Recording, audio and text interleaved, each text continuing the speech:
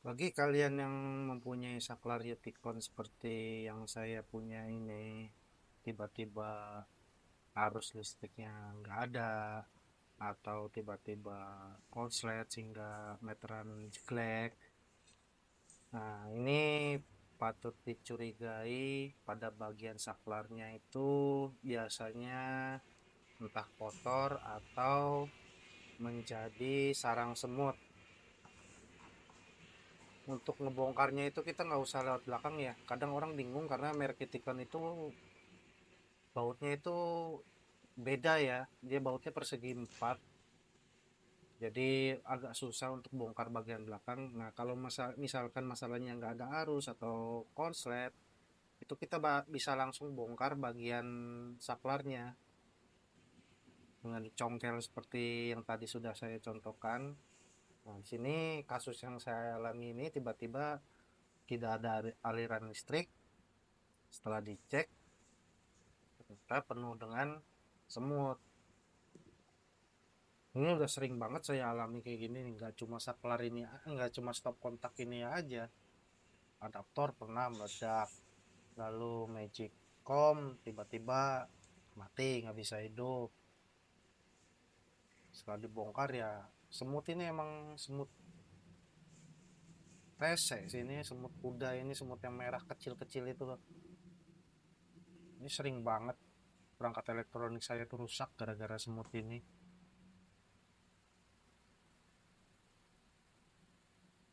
Nah ini saking banyaknya tuh. Jadi mereka bersarang di situ, si kontaktornya itu nggak terhubung.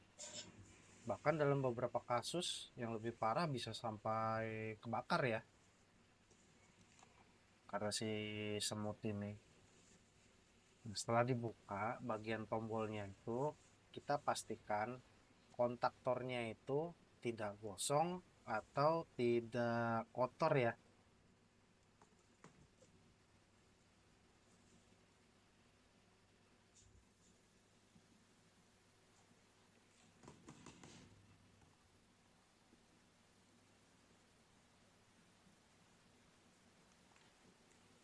Pastikan bagian dalamnya itu benar-benar bersih. Jangan ada sisa mayat-mayat semut. Karena kalau sampai kontaktornya itu terhalang, itu sangat berbahaya ya. Mending kalau cuma mati nggak ada arus, tapi kalau misalkan tetap ada arus, itu bisa kebakar.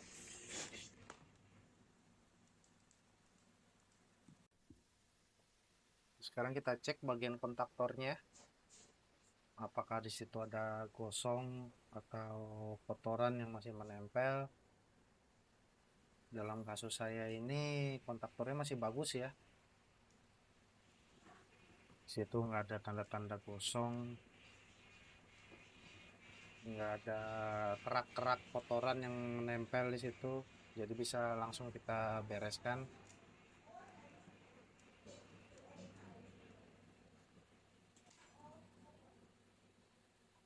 Ini untuk kasus yang pertama ya, yang dikarenakan oleh semut. Bagi yang merasa kurang yakin apakah saklarnya yang lain itu bersih dari semut atau enggak, bisa dicek nanti satu persatu. Nah, ini untuk kasus yang kedua, itu dia nggak ada semut, tapi pengalaman saya itu begitu di on kan, itu ada suara percikan api. Nah, itu biasanya kontaktornya karena pemakaian yang intens, itu kontaktornya itu sampai berkerak. Nah, memang untuk kasus yang top kontak saya yang tiga ini, itu pemakaian on off-nya itu sangat intens ya. Dalam sehari itu bisa berapa kali saya on off. Jadi si kontaktornya itu sampai berkerak hitam karena sering on off. Nah ini itu kita bersihkan. jangan langsung diamplas ya. Kita pakai kuas atau sikat dulu. Kalau emang nggak bisa bersih, baru kita amplas. Nah, untuk grade amplas yang saya sarankan itu kalau bisa yang halus. Grade 600 ke atas, 600, 800, 1000 atau 2000. Cuma dalam kasus saya ini dikarenakan stok amplas halusnya sedang habis, adanya 220, saya pakainya yang 220. Cuma dalam pengamplasannya juga jangan terlalu agresif ya, karena kalau terlalu agresif sayang si apa namanya si kontaktornya ini nanti terlalu cepat habis. Jadi amplas seandainya terpaksa ngamplas pun amplasnya hanya santai aja, amplas gimana ya, amplas ngambang, nggak perlu ditekan. Yang penting bagian yang kotor atau gosongnya itu hilang. Nah ini, nah ini saya nggak tekan ya, hanya ya seperti diusap begitulah.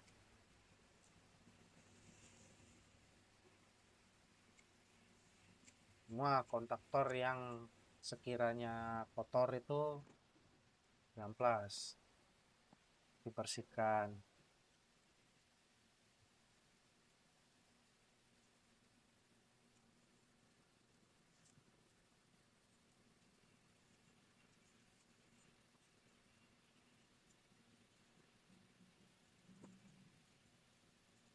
Nah ini kan kita udah dapat 2 kasus ya. Nanti untuk kasus yang ketiga itu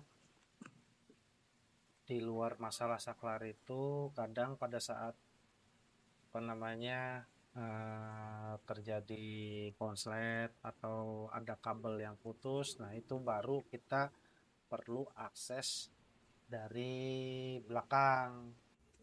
Cuma untuk Uticon ini mereka pinter nih, pabrikan nih, mereka bikin baut khusus, bautnya bentuknya persegi 4 seperti ini.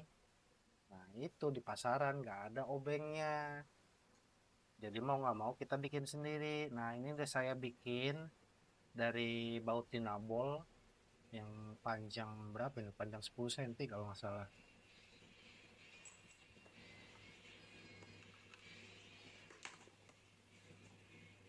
Sebagai info, untuk ukuran lubangnya itu sekitar 7, ya anggap aja 7,5 lah ya, 7,5 mili.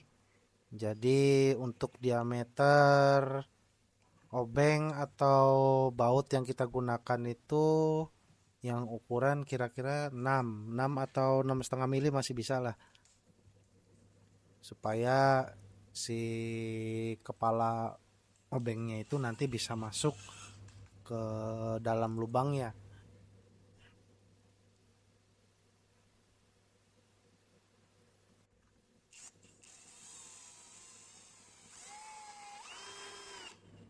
Nah, ini akan saya keluarkan satu untuk informasi kepada teman-teman mengenai ukuran kepala bautnya, yaitu 3 mm. Jadi nanti ini sebagai referensi, ukuran kepalanya itu 3 mili, ukuran lubangnya tadi 7,5 mili. Cuma untuk diameter obeng yang akan kita bikin itu saya sarankan maksimal 6,5 mili ya. Nah ini contoh yang belum saya bobok atau belum saya gerinda. Nah kalau ada yang punya obeng-obeng murah seperti ini nih, saya kan dapat obeng bonusan nih. Nah itu bagian obeng minnya itu bisa dipergunakan. Nah cuma karena kepalanya itu jauh lebih lebar, nah ini dalam kasus ini 8 mili ya. Nah itu perlu dipapas bagian samping kanan kirinya. Sementara untuk bodinya itu udah sebenarnya udah cukup ya, itu kalau kalau saya hitung kalau nggak salah 6 mili ya. Nah, untuk bagian kepalanya aja nih yang 8 mili nih. Jadi kita akan papas sedikit. Nah, itu bisa digerinda atau bisa juga pakai mesin amplas, bebas. Yang penting tujuannya utamanya itu dapat diameter maksimal 6,5 mm. Nah, nah, jadi nanti bagian ujungnya itu yang hitam itu di gerinda. Nah, seperti itu kira-kira. Nah, alasan kenapa ngebongkar bagian belakang itu merupakan opsi yang paling terakhir adalah karena effortnya terlalu besar untuk membuat obeng persegi empat ini, karena menurut saya alat yang mutlak yang harus dimiliki adalah gerinda. Nggak semua orang bisa memakai dan punya gerinda tersebut. Nah, ini udah terbuka, Anda bisa lihat di bagian belakang ini nggak banyak yang bisa kita otak-atik ya, semuanya udah serba paten. Jadi kalau mau bongkar ya bagian depannya dulu kita congkel, kita cek, kita bersihkan. Kecuali untuk kasus kabel putus, nah barulah kita bongkar. Baiklah, demikian video ini. Semoga bermanfaat. Mohon maaf apabila ada kata-kata yang kurang berkenan. Mohon maaf bila ada kesalahan. Mohon dikoreksi. Sampai jumpa di video selanjutnya. Bye.